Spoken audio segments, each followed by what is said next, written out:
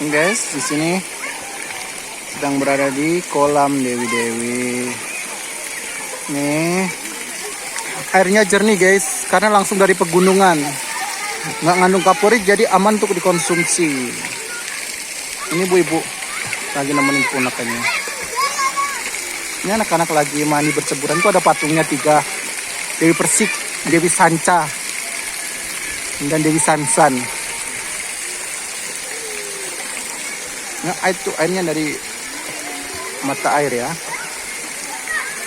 dari air terjun.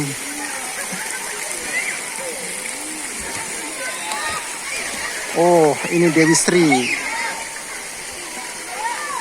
Keren nggak tuh?